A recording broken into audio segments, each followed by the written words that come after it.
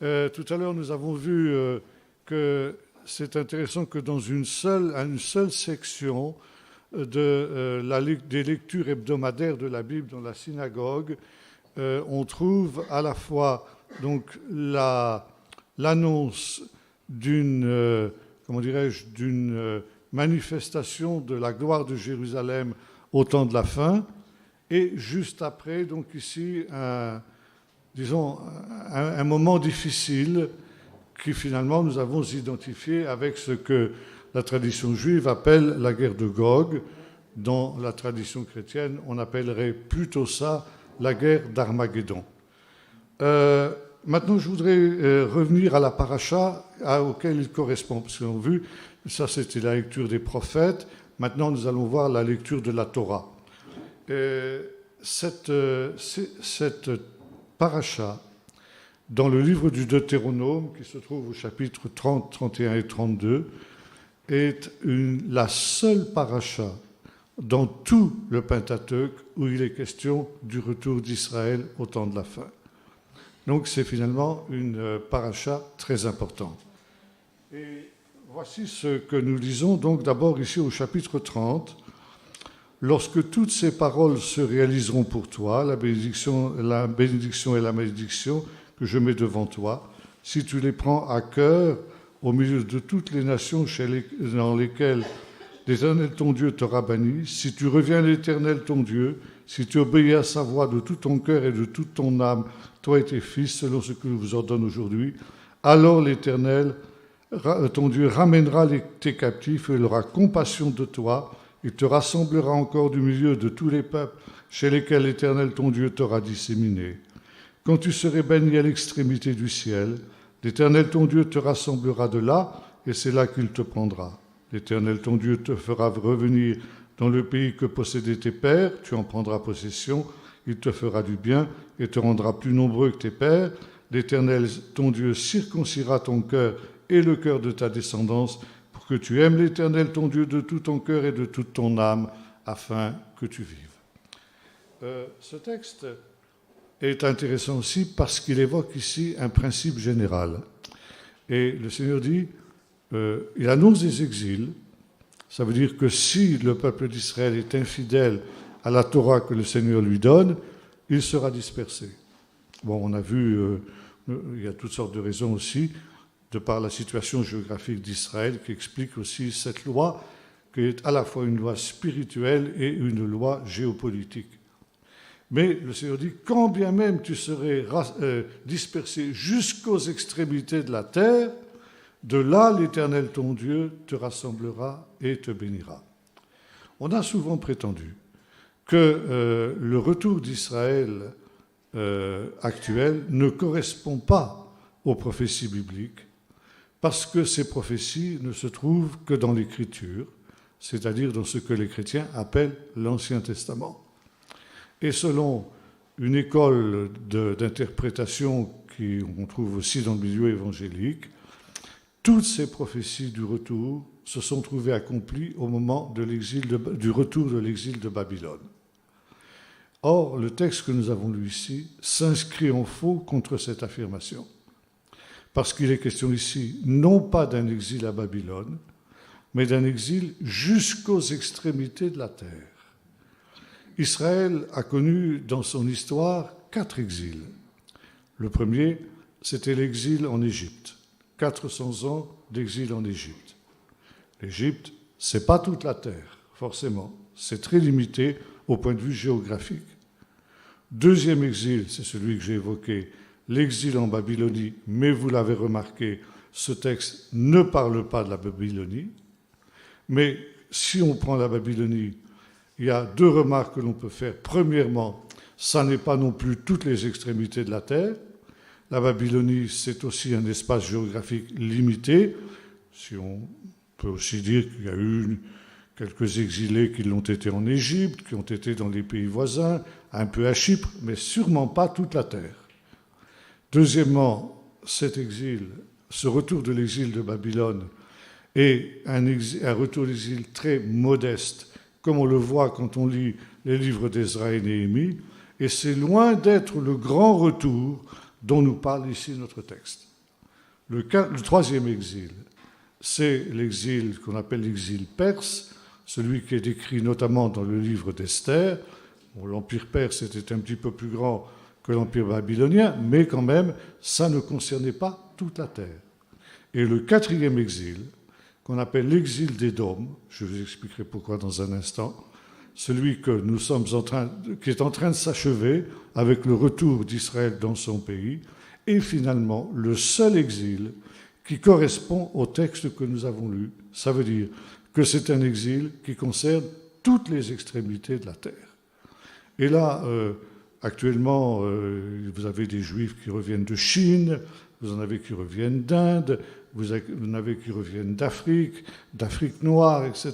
Par conséquent, nous sommes ici dans cette situation qui a été annoncée par le texte que nous venons de lire, et ce faisant, nous pouvons dire que c'est véritablement l'accomplissement de cette prophétie, et que toutes les prophéties de l'Écriture ne s'appliquaient pas seulement à l'exil de Babylone, qui est un petit exil parmi tous les exils que le peuple d'Israël a connus.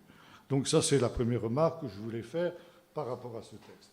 Maintenant, nous continuons et nous lisons au chapitre 31, verset 29. Moïse déclare ceci: « Car je sais qu'après ma mort, vous vous corromprez honteusement et que vous vous écarterez de la voie que je vous ai prescrite. » Alors je lis ici dans ma traduction, et on verra tout à l'heure ce qu'il faut en penser. « Et le malheur vous arrivera dans les temps à venir, quand vous ferez ce qui est mal aux yeux de l'Éternel, au point de l'irriter par l'œuvre de vos mains. » Nous avons ici une prophétie tout à fait intéressante et en même temps tout à fait étrange. Donc, un malheur, nous est-il dit. Alors, il faut retraduire ici à partir du texte original. C'est une expression très étonnante. Ou karata et ara'a be'acheret ayamim, on dit en hébreu. Littéralement, ça se traduit de la manière suivante. On criera, on proclamera un malheur contre toi. Alors, be'acheret ayamim, on l'a vu cette expression tout à l'heure, à la fin des temps.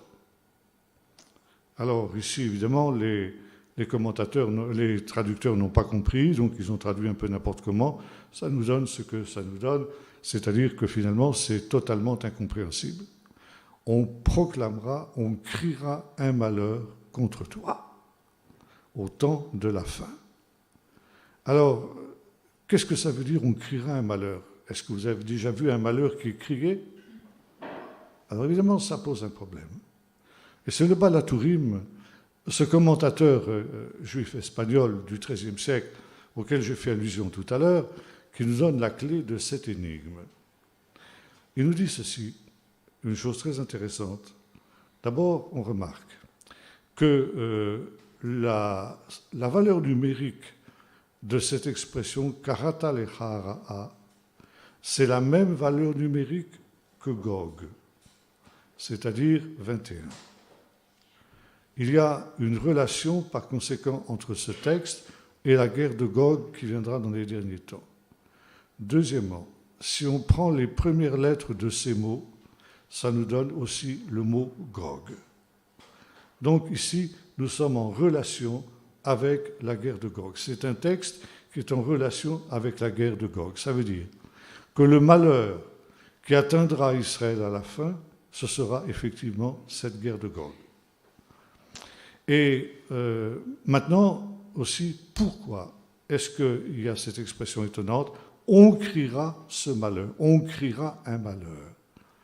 À la fin des temps, nous avons rencontré ce même mot tout à l'heure quand nous avons parlé justement d'Ézéchiel 38 et 39 sur la guerre de Gog, et il est question donc de quelque chose qui arrivera à la fin des temps, donc Achet Hayamim, à la fin des temps. Et le Baal HaTurim nous dit ceci.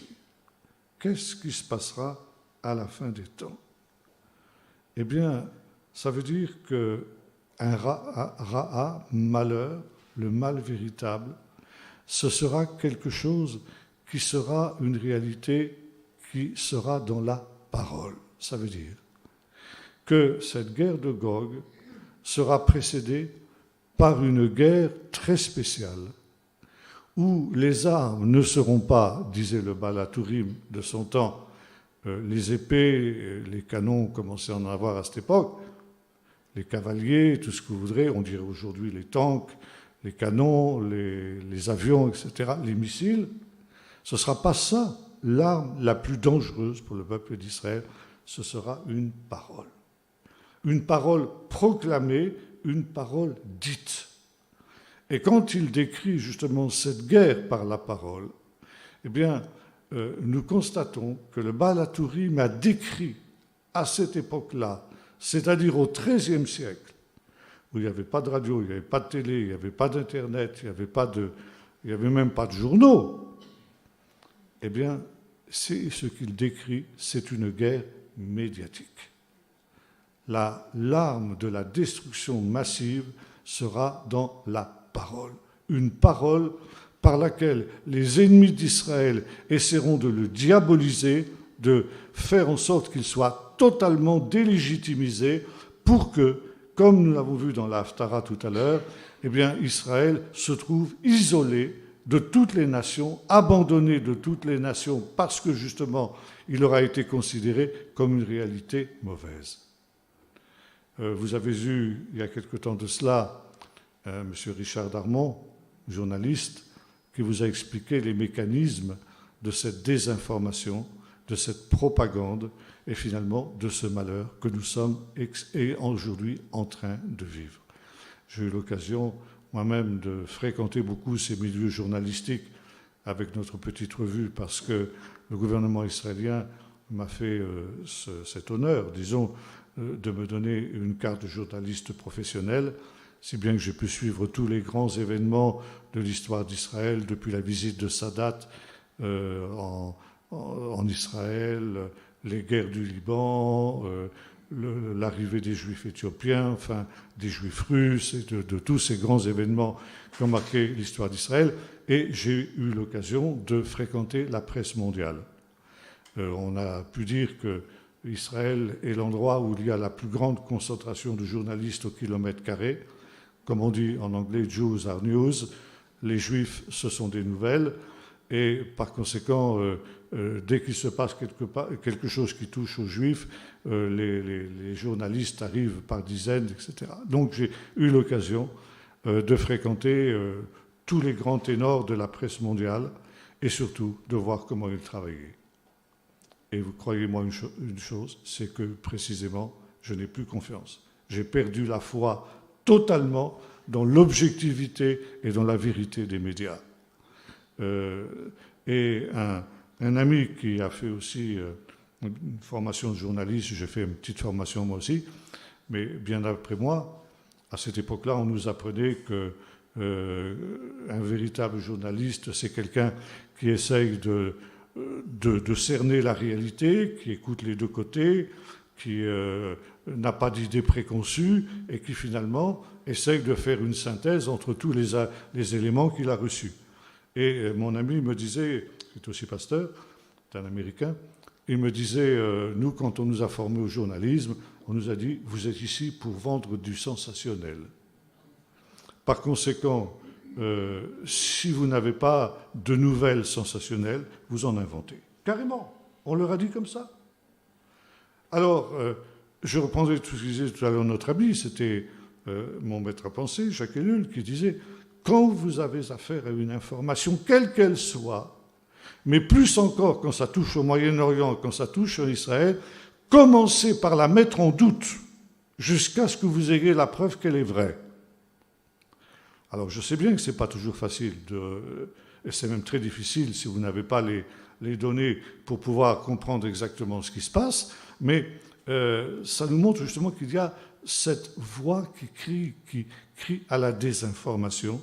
Donc, karata lecha hara, on criera, on proclamera sur toi un malheur. Je viens de perdre mon père il y a quelques mois de ça, il avait 98 ans, et j'ai eu l'occasion de parler avec lui il y a quelques années auparavant, on parlait de ces choses.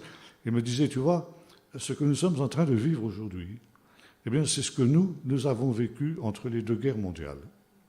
Et entre les deux guerres mondiales, donc la propagande hitlérienne a entrepris toute une campagne de diabolisation et de désinformation au sujet des Juifs pour préparer la solution finale. La solution finale, c'est-à-dire l'extermination des Juifs, la Shoah, n'aurait pas été possible si les Allemands avaient eu une autre pensée au sujet du peuple juif. Mais pendant des mois et des années, on leur avait expliqué que les Juifs étaient des traîtres à la nation allemande, que c'est eux qui avaient donné un coup de poignard dans le dos au peuple allemand pendant la Première Guerre mondiale, que c'était comme des rats dans une société et que des parasites qu'il fallait donc éliminer. Et finalement, quand le moment de la solution finale est arrivé, le peuple allemand était prêt à accepter justement ces choses-là. Et mon père me disait, ça c'était quelque chose qui, à cette époque-là, était limité à l'Europe. Mais aujourd'hui, c'est quelque chose de mondial. Et on a des choses aberrantes. Par exemple, en 1999, je crois, il y a eu à Durban, en Afrique du Sud, un congrès mondial sur l'antiracisme. Et finalement, ce congrès, qui devait en principe combattre toutes les formes de racisme, s'est uniquement concentré sur l'antisionisme. Seulement Israël était coupable de racisme. Et tous les délégués qui descendaient de l'avion recevaient un badge sur lequel était inscrit « Un juif, une balle ». Dans des pays comme le Japon, par exemple. Au Japon, il n'y a jamais eu de juifs. Or, vous trouvez aujourd'hui au Japon un antisémitisme extraordinaire. Dans certains pays d'Afrique noire, il en va de même. Comment expliquer justement cette haine du peuple d'Israël dans des endroits où ils n'ont pratiquement jamais connu et jamais vu de juifs, parce que justement il y a cette propagande mondiale qui présente le sionisme comme une nouvelle forme de racisme et finalement qui entraîne même les chrétiens à entrer justement dans cette vision-là. Et je me souviens d'une conférence que j'avais faite dans une église réformée en Suisse. J'avais fait toute une étude sur les 3 chapitres de Paul aux Romains, chapitres 11, 12 et 13, chapitres 9, 10 et 11, pardon. Et donc à la fin, on avait un temps de questions, et une brave dame s'est levée, elle m'a dit « Écoutez, si j'ai bien compris ce que vous vouliez dire, je crois comprendre qu'il faut que nous aimions Israël, nous aimions, les Juifs, mais que nous haïssions l'État d'Israël. »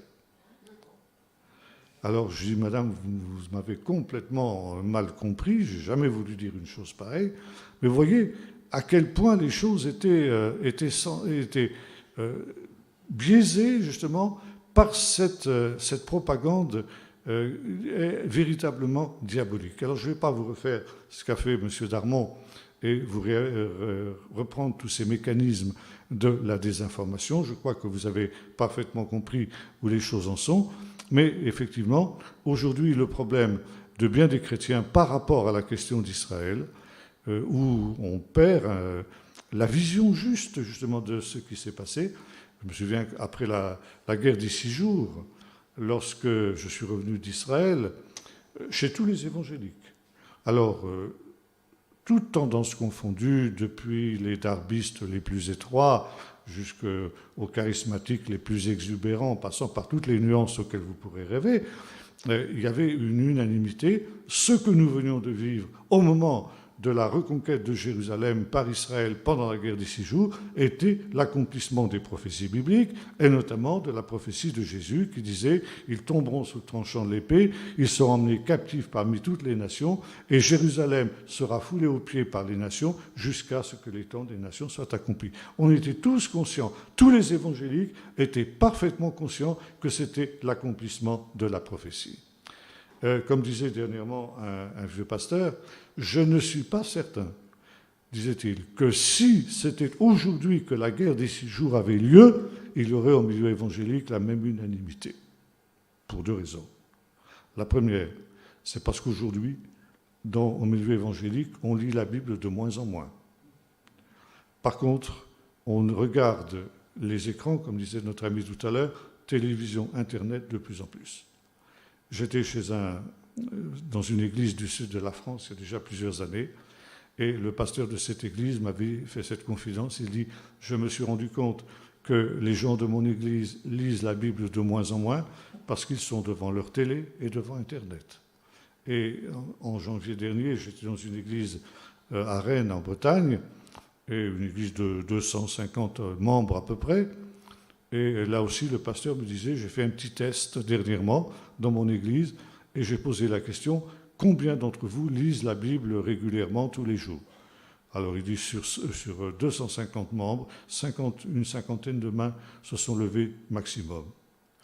Donc ça, c'est quelque chose d'extrêmement grave, parce que finalement, au lieu d'absorber la vérité de la parole de Dieu, on absorbe la pseudo-vérité de ces médias, justement, qui sont totalement biaisés, qui sont infestés par l'esprit de l'adversaire et qui n'ont d'autre but que de diaboliser Israël. Et ça fait partie justement de cette apostasie globale et généralisée à laquelle nous assistons aujourd'hui. Et c'est pourquoi je disais tout à l'heure, nous-mêmes, nous ne sommes pas indemnes de cette corruption qu'il y a dans notre génération, et il y a pour nous une lutte permanente pour rester justement dans la vérité de Dieu.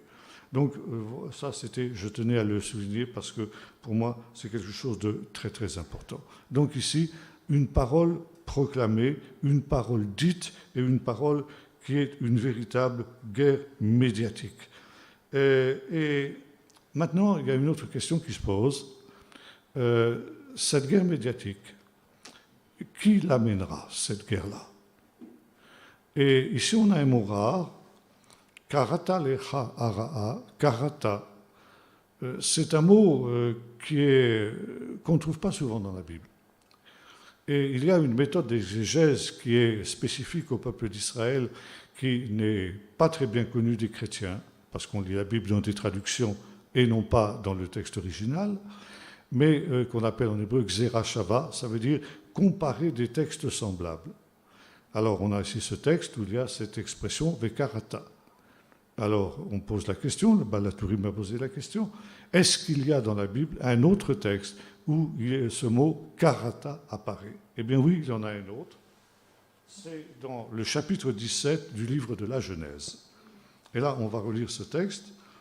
Le chapitre 16, excusez-moi. C'est l'histoire d'Agar, la servante d'Abraham et de Sarah, donc était devenue la mère d'Ishmaël, et donc qui avait eu des problèmes avec Sarah à cause de ça. Et donc, à 2 reprises, Agar s'est enfuie de chez Sarah, sa maîtresse. Et le récit que nous allons lire dans le chapitre 16 du livre de la Genèse concerne sa première fuite. Alors qu'elle était enceinte, elle aura une deuxième fuite après, quand son fils sera né. Donc, verset 7, Agar s'est enfuie. L'ange de l'Éternel la trouva près d'une source d'eau dans le désert, près de la source qui est sur le chemin de Chour. Pour la petite histoire, le chemin de Chour, c'est l'endroit où est installé mon fils, dans le désert. Vous pouvez encore voir ça. Il dit, Agar, servante de Sarai, d'où viens-tu et où vas-tu? Elle répondit, j'ai pris la fuite loin de Sarai, ma maîtresse. L'ange de l'Éternel lui dit, retourne chez ta maîtresse et humilie-toi devant elle. L'ange lui dit, je multiplierai beaucoup ta descendance et on ne pourra la compter tant elle sera nombreuse. L'ange de l'Éternel lui dit, te voici enceinte, tu vas accoucher d'un fils. Et c'est là qu'on a cette expression, ou karata shmo Ishmaël. Tu crieras, tu proclameras son nom Ishmaël. Car l'Éternel t'a entendu dans ton humiliation, il sera comme un âne sauvage, sa main sera contre tous, et la main de tous sera contre lui. Et alors là aussi, on aura l'occasion de venir sur ces expressions étonnantes, il demeurera face à tous ses frères. Alors ici, première remarque intéressante, tu es enceinte, lui dit l'ange, tu vas accoucher d'un fils, et tu crieras, tu proclameras son nom Ishmaël. Et en même temps, l'ange lui dit ceci, retourne chez ta maîtresse et humilie-toi sous elle. Et là, il y a une chose très intéressante, j'en parlais avec le docteur Dickès tout à l'heure, qui est un obstétricien de formation, et je notais ceci, il me rappelait d'abord qu'il y a entre l'enfant dans le sein de sa mère et sa mère une liaison particulière qui n'est pas d'ordre physiologique, mais qui est une relation très forte, qui n'existera plus, par exemple, dans toutes ces procréations médicalement assistées et tout ce qui s'ensuit, les mères porteuses, etc. Donc là, il va y avoir des catastrophes sur le plan psychologique. Et je lui dis ceci, est-ce que vous savez que la Bible avait déjà dit ça bien avant? Et le Balatourim, au XIIIe siècle, nous dit ceci, ce qu'on vient juste de découvrir dans le milieu médical, enfin, ça fait quand même quelques années maintenant, c'est que l'enfant dans le sein de sa mère est déjà conscient de ce qui se passe autour de lui, et notamment des traumatismes psychologiques que sa mère pourrait subir. Or là, nous avons une situation de ce type-là, où Agar donc est esclave, elle doit retourner chez Sarah, sa maîtresse. Évidemment, il y a un conflit entre ces deux femmes. Pourquoi ? Parce que ces deux femmes se partagent le même homme. C'est contre nature. Deux femmes ne peuvent pas se partager le même homme. Et si deux femmes le font, qu'est-ce qui se passe ? Il y aura forcément conflit entre elles. C'est ce qui se passe entre Sarai et Agar. Il y a conflit. Sarai est la maîtresse, Agar est l'esclave. Donc forcément, c'est Sarai qui va avoir le dessus dans cette affaire. Et qu'est-ce qui va se passer ? Agar va être humiliée. Or, cette humiliation, ces humiliations dont Agar va être l'objet, vont se répercuter sur l'enfant qui est dans son sein. Et l'enfant, on dit déjà les sages d'Israël à cette époque-là, va naître avec ce qu'on appellerait aujourd'hui un complexe d'infériorité. Et quand vous regardez justement la descendance d'Agar et d'Ishmaël, à savoir les peuples arabo-musulmans, une des constantes de l'islam, c'est ce sentiment de l'honneur. Pour nous, chrétiens, la vertu essentielle, la vertu cardinale, comme le dit l'apôtre Paul dans le chapitre 13 de la première épître aux Corinthiens, c'est l'amour. Pour les musulmans, c'est l'honneur. Le musulman ne peut pas accepter ce qui ressemble ou ce qui est une humiliation. Et l'humiliation doit être absolument vengée et parfois à perpétuité. Il y a des humiliations qui ne seront jamais oubliées et qui ne seront jamais pardonnées. Par exemple, le cas des croisades. Qu'est-ce que c'est les croisades pour nous ? Les croisades, ça fait 1200 ans qu'elles ont eu lieu. Qui se souvient des croisades encore aujourd'hui en Occident ? Des historiens. Pour nous, c'est une page d'histoire qui est complètement finie, qui est complètement tournée. Personne n'aurait encore l'idée de vivre sur, comment dirais-je, le souvenir et finalement, comme si les croisades étaient quelque chose qui avait eu lieu hier. Il faut savoir que pour les musulmans, l'affaire des croisades n'est pas oubliée. Et que, aujourd'hui, les musulmans cherchent à nous faire payer l'humiliation qu'ils ont subie au moment des croisades. D'ailleurs, les extrémistes musulmans nous appellent, nous les Occidentaux, les croisés. Vous avez la même chose pour la guerre d'Algérie, la colonisation des Occidentaux, qui a commencé il y a un siècle. On célèbre ici le 100e anniversaire de la fin de la Première Guerre mondiale. Et la Première Guerre mondiale, à la fin de la Première Guerre mondiale, ont eu lieu justement la colonisation des pays arabes par les Occidentaux. C'est une humiliation que les Arabes n'oublient pas. Pour eux, il s'agit maintenant de nous faire payer, nous les Occidentaux, l'humiliation qui leur a été infligée de cette manière. Mais le peuple qui a le plus humilié les Arabes, c'est le peuple d'Israël. le peuple d'Israël à l'occasion notamment de son retour, parce que en 1948 d'abord, 600 000 Juifs, mal armés, mal entraînés, non seulement a tenu tête à 40 millions d'Arabes, 600 000 Juifs contre 40 millions d'Arabes, mais en plus de ça, les a vaincus. Pour les Arabes, c'est une humiliation insupportable. Et s'il n'y avait que cela, mais l'humiliation suprême, ça a été en 1967, la guerre des 6 jours.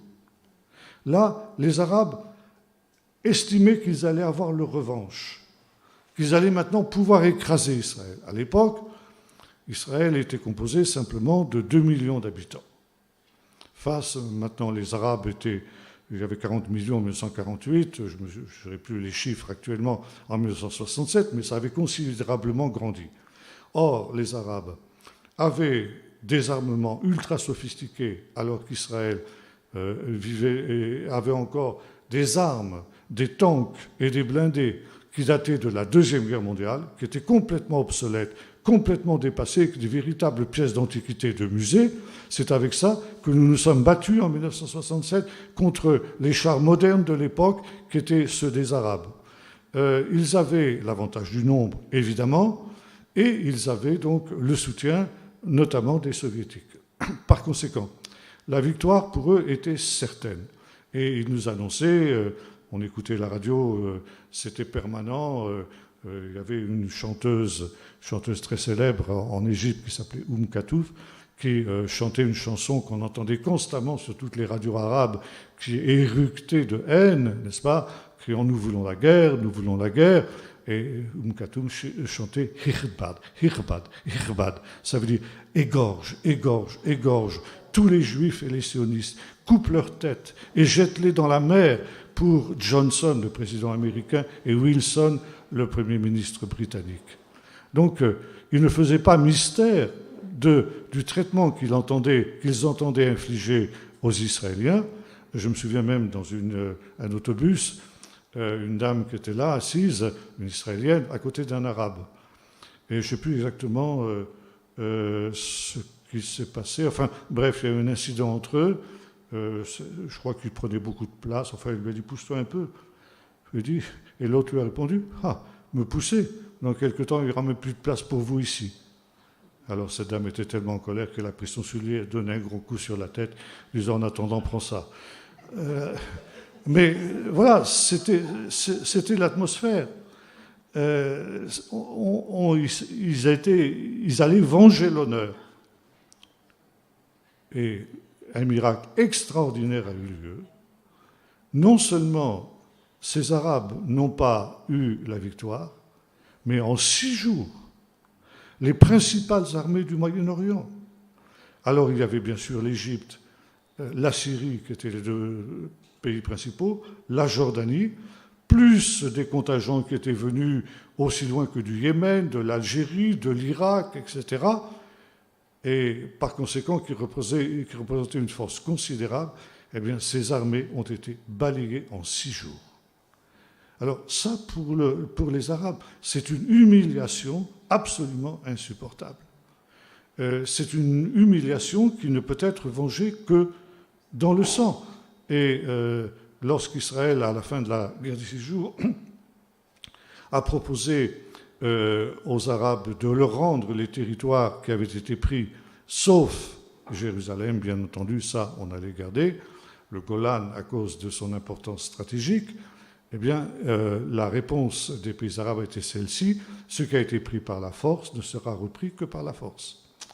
Et l'Égypte n'a accepté de faire la paix, et encore une paix froide avec Israël, jusqu'à aujourd'hui, que lorsque elle a lavé l'affront, elle a lavé l'honneur au moment de ce qu'on a appelé la guerre du Kippour, où Israël a été en difficulté en 1973, et à la suite de ce que les Arabes considéraient comme une victoire, on leur souhaite beaucoup de victoires comme celle-là d'ailleurs, puisqu'ils ont finalement fini par être balayés eux aussi, eh bien, Sadat a accepté de faire la paix avec Israël parce qu'il estimait que l'honneur arabe avait été vengé.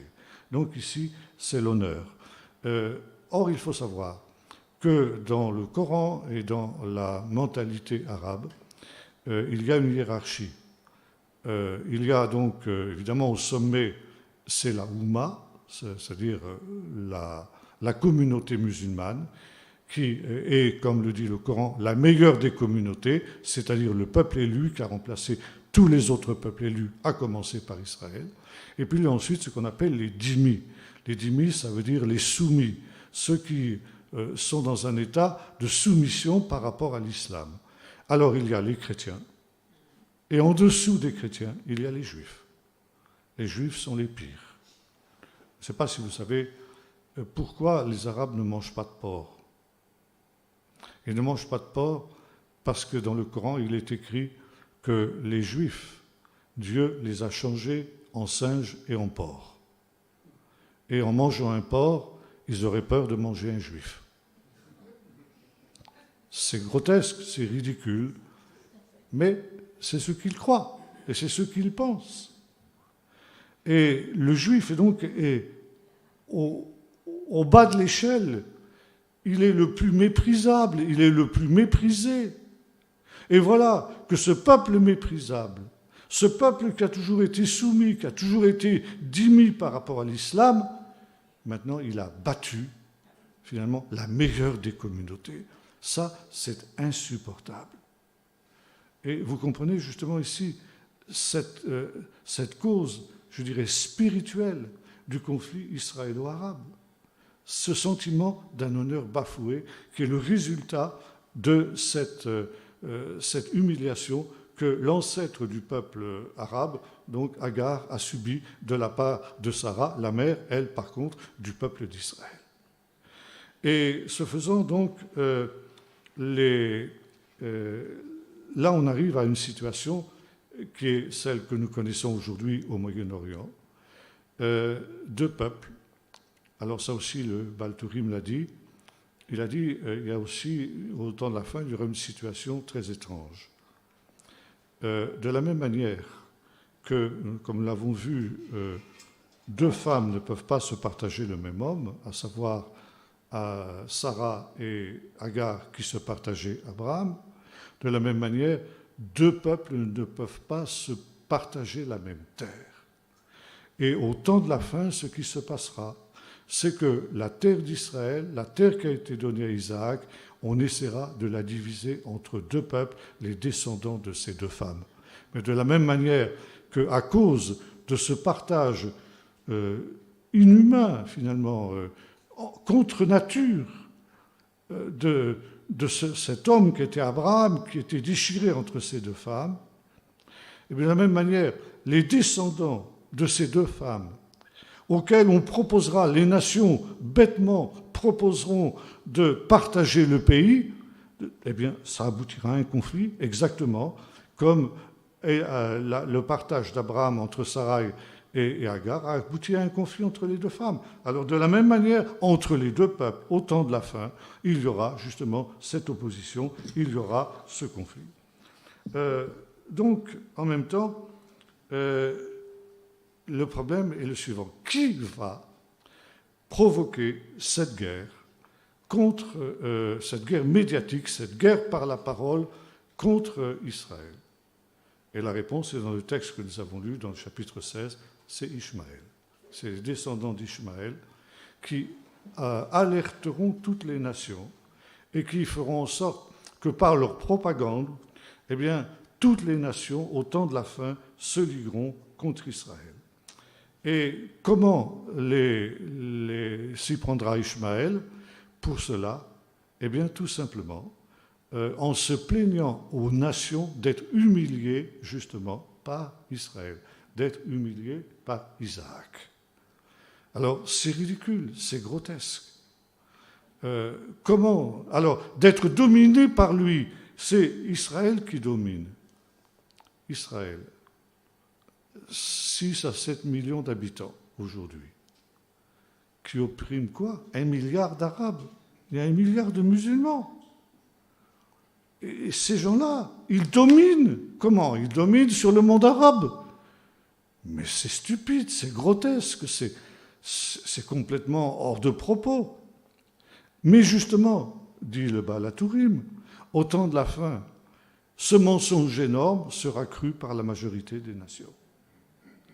Or, c'est toujours le contraire qui s'est produit. Jamais le peuple d'Israël n'a dominé sur un autre peuple. C'est lui qui a été dominé. Or, justement, dans l'islam, il y a aussi cette différence, ce paradoxe, cet antagonisme entre les dominants ou les dominés. L'islam ne connaît pas la démocratie, il ne connaît pas l'égalité. Il n'y a pas d'égalité dans la société islamique. Ou on est dominant, ou on est dominé. Or, ceux qui sont appelés à être les dominants, c'est évidemment l'islam, la Oumma. Et une des devises de l'islam est la suivante, Dar el-Islam bisaef. Ça veut dire littéralement, le règne de l'islam se répand par le glaive, par l'épée. Je ne sais pas si vous avez déjà vu le drapeau de l'Arabie saoudite, qui est un drapeau vert, sur lequel vous avez un sabre qui est tissé en blanc. Et vous avez au-dessus une inscription qui est celle-là, Dar el-Islam bisaef, que peu évidemment d'occidentaux sont capables de lire, parce qu'il y a peu de gens qui lisent l'arabe, mais c'est très clair, c'est exactement cela, le règne de l'islam se répand par le glaive. Et c'est exactement ce qui s'est passé. Contrairement à ce qu'on enseigne en Occident, l'islam ne s'est pas répandu comme ça a été pour le christianisme par la prédication de la parole, mais par l'obligation alors de se convertir à l'islam. Et dans le Coran lui-même, la notion du djihad, on en a déjà parlé entre nous ici, c'est que le monde, pour l'islam, est divisé en deux catégories. Ce qu'on appelle Dar el-Islam et Dar el-Harb. Dar el-Islam, c'est l'endroit où l'islam règne, le règne de l'islam. Dar el-Harb, c'est ce qu'on appelle le règne de la guerre. Harb, ça veut dire la guerre. Harbi, c'est quelqu'un qui appartient au domaine de la guerre. Et un Harbi, quelqu'un qui appartient à ce domaine de la guerre, il n'a aucun droit. Même pas le droit à la vie.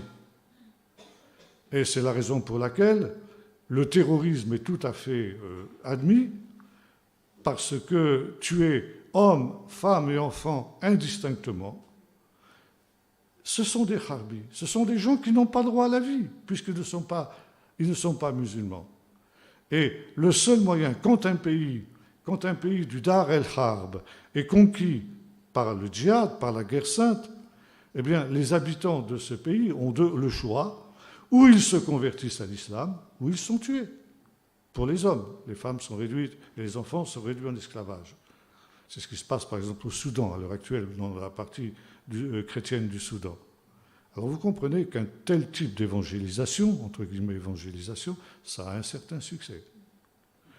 Par conséquent, s'il y a un État qui a été dominateur, s'il y a une communauté qui a été dominatrice dans le monde, c'est bel et bien la communauté islamique et non pas Israël. C'est intéressant de noter que cette idée qu'Israël est un État dominateur, c'est quelque chose qui est passé en Occident. Et notamment, le général de Gaulle avait cette idée. Et après la guerre des 6 jours, en novembre 1967, il avait fait une conférence, plutôt une conférence de presse, oui c'est ça, à la télévision, qui avait fait sensation. Il avait dit ceci, que le peuple d'Israël est un peuple d'élite, sûr de lui-même et dominateur. Quand le peuple d'Israël a-t-il été dominateur? Et finalement, on voit cette idée qui est l'idée des Occidentaux, à savoir que dans son essence, dans son identité, le peuple d'Israël est un peuple dominateur. Pourquoi? Parce qu'il prétend être le peuple élu. Donc, dans l'équation simpliste de la petite tête du général de Gaulle, parce qu'il n'avait pas beaucoup réfléchi, peuple élu, ça veut dire peuple qui domine sur les autres. Heureusement, les nations ont fait en sorte que le peuple d'Israël ne puisse pas dominer sur les autres, parce qu'ils ont maintenu pendant des siècles le peuple d'Israël comme un peuple humilié, sous l'humiliation. Mais maintenant que le peuple d'Israël est rassemblé, comme disait De Gaulle, dans le site de son ancienne grandeur, c'est-à-dire sur la terre d'Israël, il a maintenant la possibilité de mettre en œuvre ce qu'était son essence profonde, d'être un peuple dominateur, et il domine sur les Arabes. Et ça, c'est l'idée que l'on a en Occident et qui a été inculquée justement par la notion de dhimmi des Arabes. Voyez-vous, ce que le Baal Turim avait annoncé à partir du texte que nous avons vu là, s'est accompli en Occident et l'on considère Israël comme un peuple dominateur. Comme maintenant le Goliath qui domine sur le petit David palestinien, qui lui est le pauvre peuple humilié et opprimé. Et vous retrouvez ça aussi chez certains chrétiens qui, dans une vision d'un compassionnel, d'une compassion absolument erronée, eh bien, pense qu'être un véritable disciple de Jésus, c'est forcément prendre le parti du petit, de l'opprimé, du faible, et comme le petit, l'opprimé et le faible, par rapport à la propagande qui nous est proposée, c'est le palestinien, on prend le parti du palestinien contre le peuple d'Israël, et ce faisant, on se retrouve dans la situation qui était celle de l'Europe entre les deux guerres mondiales. Ça veut dire que cette propagande mondiale qui diabolise Israël, qui le présente comme un oppresseur, qui le présente comme un dominateur, sans parler du retour des vieux stéréotypes et des vieux mythes de l'antisémitisme de tous les temps, parce qu'on retrouve ça déjà à l'époque romaine, à savoir que les Juifs sont tous des Rothschild, sont tous des gens qui ont des fortunes colossales, et que c'est eux qui dominent la finance mondiale, qui tirent les ficelles. On sait que, par exemple, les États arabes, à commencer par l'Égypte, rediffusent et réimpriment ce faux que sont les protocoles des sages de Sion, selon lesquels justement un complot mondial juif contrôlerait tous les événements qui se produisent et mettre le chaos dans le monde pour que les Juifs prennent le contrôle de l'humanité tout entière. Voilà des idées maintenant qui ressurgissent par justement cette propagande arabe, et notamment ces Arabes qui sont aujourd'hui installés partout en Europe, diffusent cela et jouent sur le vieux sentiment antisémite qui est celui des peuples européens, et qui est une partie intégrante de la culture européenne. La culture européenne est marquée par l'antisémitisme. Bon, après la Shoah, quand on a découvert les horreurs d'Auschwitz et tout ça, ça a un peu régressé, parce qu'on a eu quand même un peu de honte de ce qui s'était passé, et plus personne, à part quelques lepénistes attardés, n'osait se dire antisémite. Mais aujourd'hui, on n'est plus antisémite, on est antisioniste. Et ça, c'est respectable. On a le droit d'être antisioniste. On n'a pas le droit d'être antisémite, mais on a le droit d'être antisioniste. Or, l'antisionisme et l'antisémitisme, c'est une seule et même chose. L'antisionisme est la forme moderne de l'antisémitisme qui, comme l'a montré un chercheur français qui s'appelle Pierre-André Taguieff, est un virus mutant qui prend toujours la forme, si vous voulez, de l'idéologie dominante du moment. Or, aujourd'hui, on a une véritable religion en Europe qui est la religion du palestinisme. Le peuple palestinien devient un véritable peuple christique par lequel va se rééditer la rédemption de l'humanité. Et le peuple palestinien, eh bien, c'est le peuple de Jésus. D'ailleurs, Arafat, avant sa mort, nous a appris que Jésus était le premier des Palestiniens et le premier des Fédayines. Je pense que vous avez su ça depuis toujours. Et par conséquent, ce peuple palestinien identifié à Jésus a souffert et souffre de la part des Juifs ce que Jésus lui-même a souffert de la part des Juifs. Les Juifs ont crucifié Jésus, et aujourd'hui les Juifs crucifient la Palestine. Par conséquent, il y a ce parallèle qui est fait entre les deux réalités. Et ce faisant, on est en train de préparer les esprits à une nouvelle Shoah des Juifs. Et vous avez ça même dans le milieu chrétien. Et je me souviens, il y a quelques années de cela, j'étais à Marseille dans ce qu'on appelle l'entente judéo-chrétienne. Donc il y avait un parterre de juifs et de chrétiens qui étaient là. J'avais fait une intervention, je ne me souviens plus trop sur quoi, peu importe. Et donc il y avait eu un temps de questions après mon intervention. Et un brave chrétien évangélique s'était levé et s'était tourné vers les juifs qui étaient là. Et lui avait dit ceci: il faut que vous sachiez que vous les juifs, ce que vous avez vécu à la Shoah, c'est un petit hors-d'œuvre à côté de ce qui vous attend. Parce que ce qui va se produire, c'est que vous allez, 2/3 de votre peuple vont être exterminés. Alors là, j'ai réagi au quart de tour. J'ai dit à ce brave ami, je dis: monsieur, est-ce que vous vous rendez compte du caractère monstrueux de ce que vous venez de dire? Vous avez ici des descendants de rescapés de la Shoah, et tout ce que vous trouvez à leur dire pour les consoler, c'est que ce que leurs pères ont vécu n'est rien à côté de ce qu'eux vont connaître, à savoir destruction de 2/3 du peuple d'Israël. Elle m'a répondu: oui, mais c'est ce qui est écrit dans Zacharie 13. Je lui dis: c'est ce que vous croyez qui est écrit, parce que vous lisez la Bible dans des traductions. Mais il faut les relire dans le texte original. Or, dans le texte original, qu'est-ce qui est écrit? Il est écrit 2/3 de Haaretz. Eretz en hébreu, ou Haaretz, ça peut se traduire de deux manières. Soit par le pays, et on dit Eretz Israël, le pays d'Israël, ou bien la terre, le monde.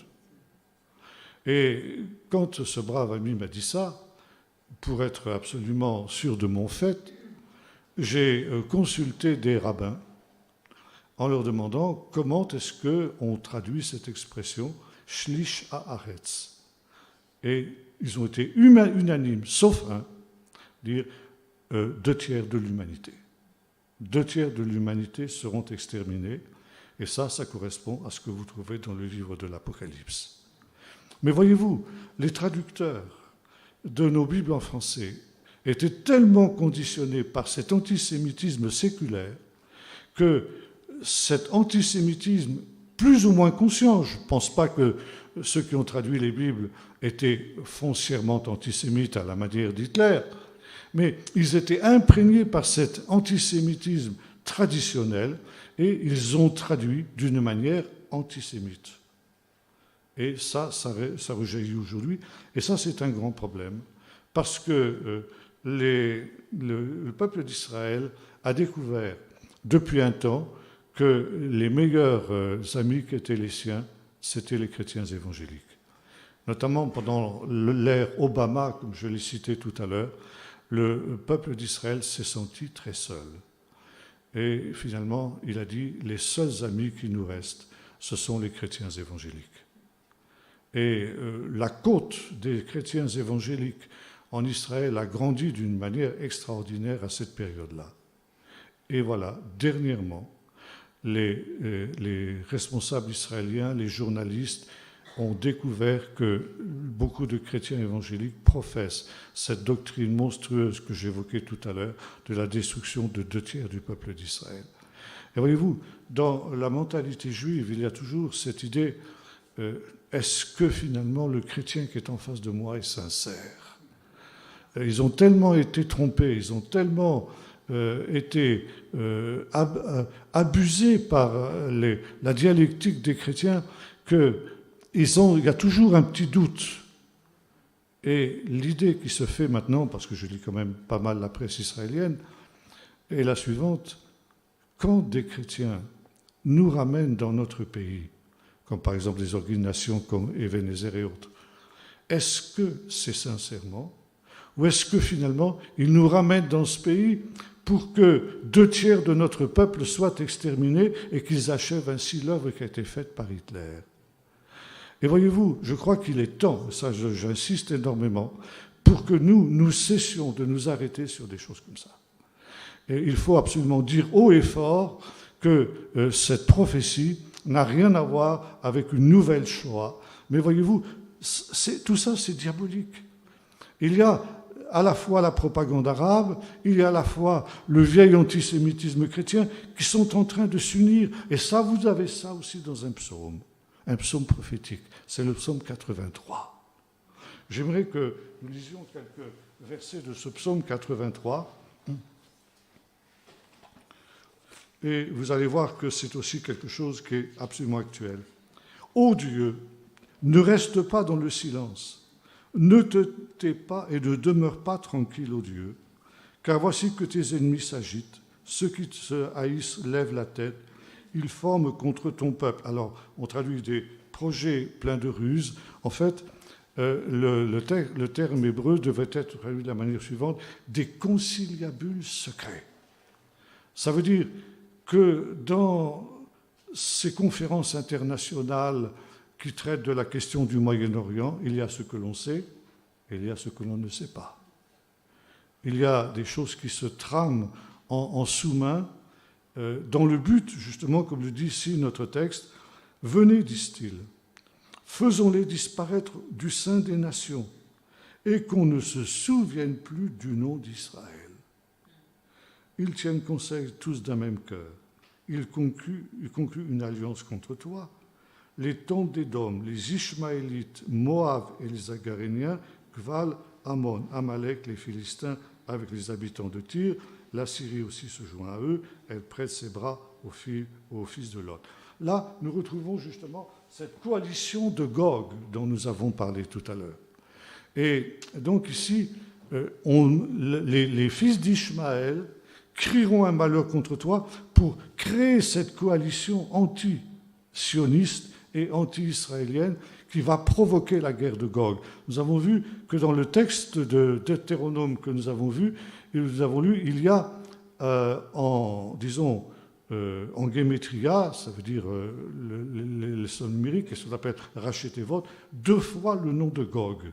Donc ce texte est directement en rapport avec la guerre de Gog. Et notre texte ici du psaume 83 reprend aussi cette idée de la guerre de Gog. Cette coalition qui sera ameutée par Ishmaël en faisant croire aux nations que finalement le peuple, la Oumma musulmane, est humilié et dominé par Israël et que c'est le premier pas pour que le peuple juif domine le monde entier. Et c'est intéressant dans le psaume 83, c'est qu'il y a 2 peuples qui sont au début de l'énumération de ces peuples. Édom et Ishmaël. Ishmaël, c'est clair, bon, ce sont les peuples arabo-musulmans, mais qui est Édom? Édom, on l'a rencontré aussi tout à l'heure dans le texte d'Ésaïe 63, qui est celui qui vient d'Édom et de Botsra. Alors, Édom, qui était Édom? Édom, c'est un nom qui est donné à Ésaü, le frère de Jacob. Ésaü, Édom. Vous vous souvenez de cet épisode où donc Rebecca, qui était stérile, devient enceinte et elle constate qu'elle porte des jumeaux. Bon, ça, à la limite, c'est assez banal. Ce qui l'est moins, c'est que ces jumeaux, qui ne sont pas encore nés, sont en train déjà de se battre entre eux dans son ventre. Pas tellement bon signe. Alors qu'ils ne sont pas déjà nés, ils sont déjà en train de se battre entre eux, que ça va être quand ils vont être nés. Alors elle va consulter l'Éternel. Comment? Ça, la Bible ne nous le dit pas. Et finalement, la réponse est la suivante. 2 peuples sont dans ton ventre et 2 nations se sépareront au sortir de tes entrailles. Le plus jeune dominera sur le plus grand. Et de fait, le premier qui sort du ventre de sa mère, c'est Ésaü. Ésaü, et ça en hébreu, ça veut dire littéralement le velu. Parce que quand il est né, il était couvert d'un duvet roux. D'où ensuite le deuxième nom qu'on lui donne, Édom. Édom, ça vient du mot Adom en hébreu, qui signifie le rouge ou le roux. Donc Ésaü, le velu roux. Et ensuite sort son frère, qui tient le talon d'Ésaü dans ses mains. Talon en hébreu, ça se dit Akov. D'où le nom de Yaakov qu'on lui donne, ça veut dire littéralement le talonneur. ces deux garçons vont devenir deux peuples, effectivement. Bon, Jacob deviendra l'ancêtre du peuple d'Israël, et Ésaü deviendra l'ancêtre d'un petit peuple, qui s'appelle le peuple d'Édom, qui est un peuple qui n'a jamais fait parler de lui d'une manière importante, qui était situé grosso modo entre le sud de la mer Morte jusqu'à la mer Rouge. Et ce peuple-là, qui plus est, en 73 avant Jésus-Christ, il a disparu de la scène de l'histoire. Bon, on ne voit pas très bien la prophétie. Logiquement, il est le plus grand, le plus important, et en fait, il disparaît. Quand on lit de nombreuses prophéties, on constate que les prophètes sont tous unanimes pour nous dire qu'au temps de la fin, dans ce qu'ils appellent le jour de l'Éternel, Édom jouera un rôle de premier plan dans les choses dernières. Comment un peuple qui a disparu il y a 21 siècles, 22 siècles, comment jouera-t-il un rôle important au temps de la fin? Alors, les sages d'Israël nous répondent, ils nous disent, en fait, il faut distinguer deux choses. Il y a les textes ou les questions de l'Édom historique, ce petit peuple que nous avons évoqué, et il y a des prophéties très spéciales qui commencent toutes par cette expression « Voici les jours viennent, dit l'Éternel » ou encore « Dans ces jours-là, dit l'Éternel ». Et quand on a affaire à ce genre de prophétie, ce n'est pas à l'Édom historique qu'il est fait référence, mais à un autre Édom. Pourquoi? Parce que ces prophéties qui commencent par « Voici les jours viennent » ou son équivalent « Dans ces jours-là », c'est des prophéties messianiques. C'est des prophéties qui concernent les prophéties des temps de la fin. Chaque fois que vous trouvez une prophétie de ce type-là, vous pouvez être sûr que c'est une prophétie qui touche les temps de la fin. Or, il y a dans les prophéties de Daniel en particulier un échelonnement de 4 empires qui doivent se succéder jusqu'au temps de la fin. L'empire babylonien, l'empire médo-perse, l'empire grec et un 4e empire qui n'est pas nommé parce qu'à l'époque du prophète, il n'existait pas.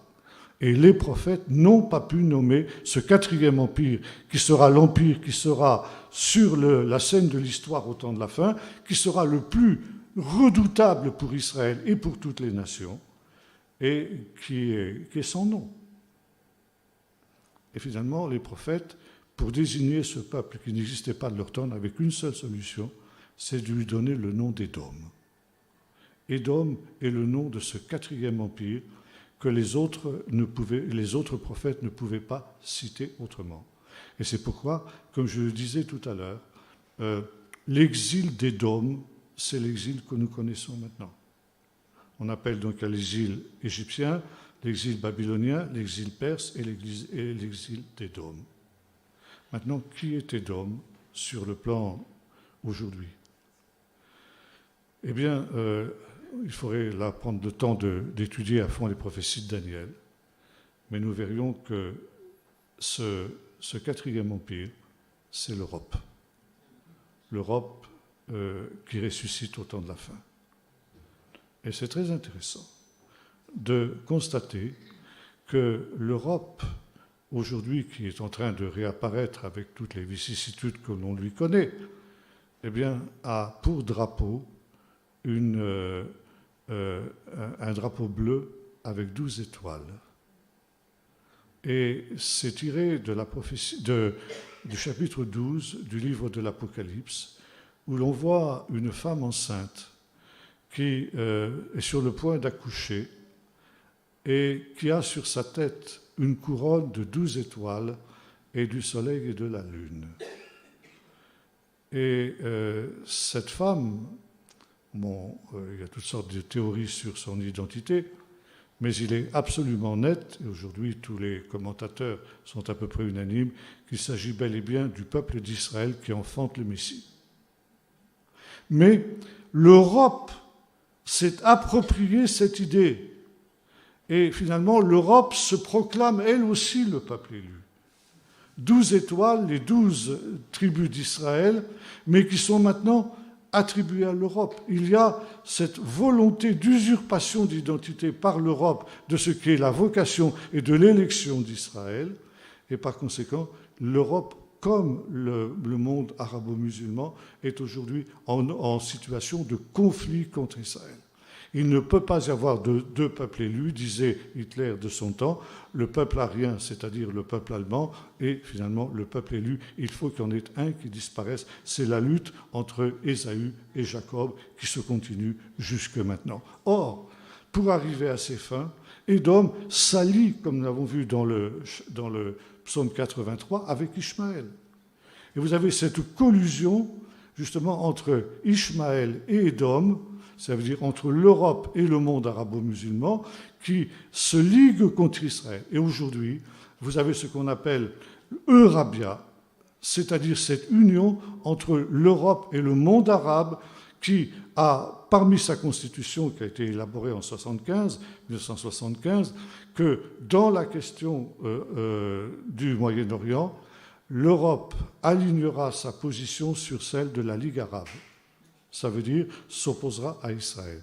Et il y a aujourd'hui cette volonté de diaboliser Israël en Europe parce que justement il y a cette alliance avec le monde arabe. Et là, justement, nous sommes dans cette situation qui ne peut que faire une seule chose, attirer la malédiction de Dieu sur l'Europe. L'Europe est sous l'objet d'une malédiction à cause justement de cette alliance contre nature avec finalement ce qui est leurs ennemis. Et la Bible est très claire à ce sujet-là. Qu'est-ce qui va se passer? Qu'est-ce qui va se passer à la fin? Eh bien, finalement, deux choses.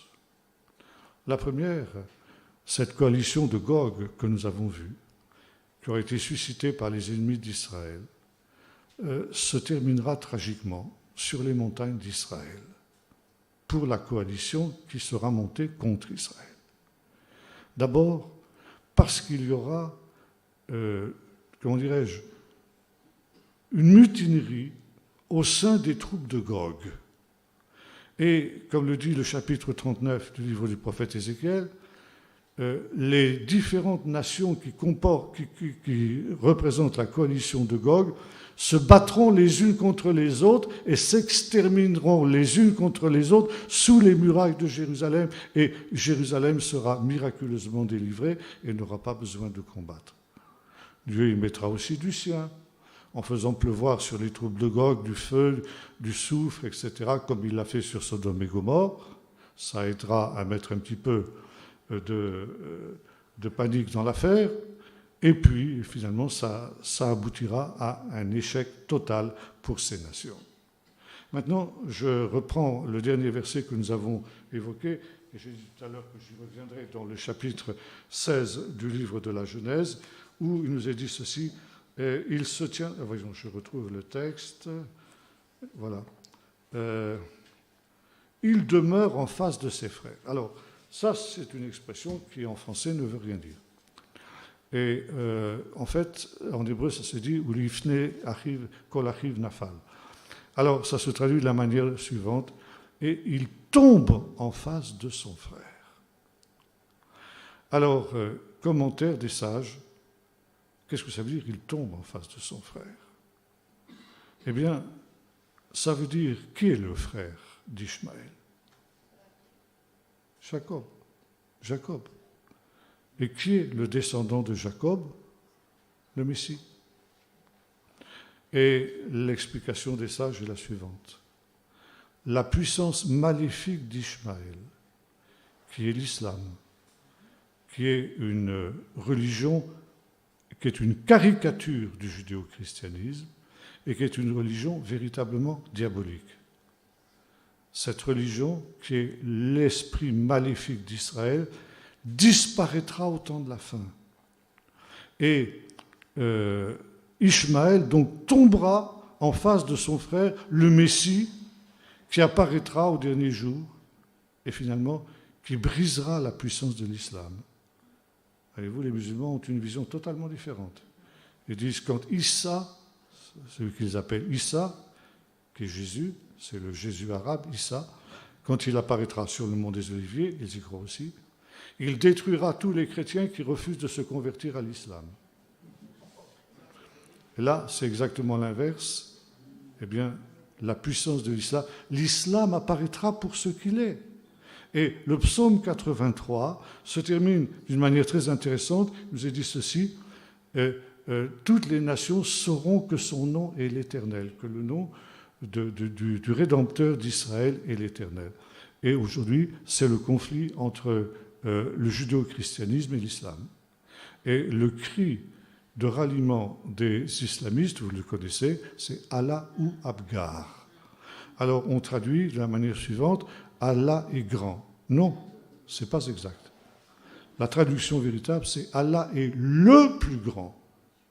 Qu'est-ce que ça veut dire? Ça veut dire que les musulmans sont bien conscients que leur Dieu et notre Dieu, ce n'est pas le même. Nous, notre Dieu, c'est l'Éternel, eux, c'est Allah. Et quand ils disent Allah ou Abgar, ils disent notre Dieu, Allah, il est plus grand que le vôtre, l'Éternel. Or, le psaume nous dit le contraire. Attention, à l'époque où ce psaume a été écrit, l'islam, ça n'existait pas. Or, le psaume nous dit ceci, eh bien, dans ce temps-là, on saura que celui qui a le nom le plus grand, c'est l'Éternel. Il tombe devant son frère.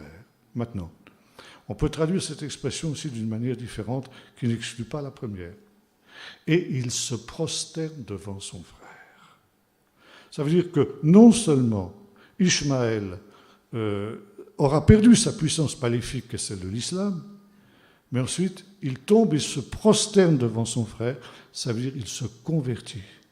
Et là, ça sera la réconciliation entre les deux frères, Israël et Ishmaël. Mais il y a un troisième larron dans l'affaire, c'est Édom. Et Édom aussi, eh bien, se convertira véritablement. Parce que finalement, voyez-vous, les sages d'Israël ont bien compris le problème. Ils ont dit, il y a entre Édom, donc l'Europe chrétienne, entre guillemets, il y a entre l'Europe et Israël une fraternité. Parce que finalement, le christianisme et Israël ont le même Dieu. Ils ont la même religion. Comme disait mon professeur du Nouveau Testament, le christianisme est une religion juive. Mais de la même manière que Ésaü et Jacob étaient frères, mais frères ennemis, le christianisme et le judaïsme sont frères, mais frères ennemis. Pendant toute l'histoire, ils ont été en conflit. Et par conséquent, au temps de la fin, il faudra aussi qu'il y ait réconciliation entre les deux frères ennemis, comme il y a eu réconciliation, comme il y aura réconciliation entre Ishmaël et Isaac. Et voyez-vous, les trois seront réunis, les trois seront rassemblés, et là, évidemment, ce sera le royaume de Dieu. Alors, voyez-vous, cette histoire tragique, cette histoire du Moyen-Orient, qui ne trouvera aucune solution en dehors, justement, de la venue du prince de la paix. Il n'y aura pas de paix autrement. Ce n'est pas l'ONU qui va faire la paix, ce n'est pas l'OTAN qui va faire la paix, ce n'est pas le Quartet qui va faire la paix, ce n'est pas Trump qui va faire la paix. Le seul qui puisse faire la paix, c'est le Messie quand il viendra. Mais il viendra. Et il est beaucoup plus proche, à mon sens, que ce que nous pouvons penser. Et là, effectivement, eh bien, chacun aura besoin de revenir à Dieu. Israël devra revenir à Dieu, devra reconnaître que Jésus est le Messie. L'islam devra reconnaître que Mahomet est un faux prophète. Et le christianisme devra reconnaître la place d'Israël dans le plan de Dieu et par conséquent aussi, d'une certaine manière, se convertir. Alors déjà, nous pouvons le faire, et c'est déjà un signe. Il y a à la fois aujourd'hui des musulmans qui se tournent vers Jésus, il y a des juifs qui se tournent vers Jésus, et puis il y a des chrétiens aussi qui redécouvrent la place d'Israël, et nous sommes en cela déjà des signes prophétiques de ce qui se produira au temps de la fin, et en même temps, nous sommes déjà aussi des jalons, ce reste fidèle dont parlait Paul dans l'Épître aux Romains, qui justement prépare la venue du Messie et la venue des choses dernières. Alors voyez-vous, cette histoire, toute tragique qu'elle est, eh bien finalement, elle se termine d'une manière positive, ce qu'on pourrait appeler un happy end, en anglais, une fin positive, une bonne fin, qui se termine justement par cette réconciliation générale. Et on retrouve ça aussi comme étant une des vocations du Messie. Jésus déclare que son but, c'est de rassembler en un seul corps tous les enfants de Dieu dispersés. Et ça, évidemment, c'est quelque chose qui sera révélé et manifesté au dernier jour. Voilà, en gros, aussi ce que je pouvais dire sur ce sujet. Évidemment, il y aurait beaucoup de choses à dire encore. Là, j'étais parfois schématique, obligé de passer sur d'autres points. Mais donc, voilà. Donc, on peut avoir un petit temps de questions maintenant,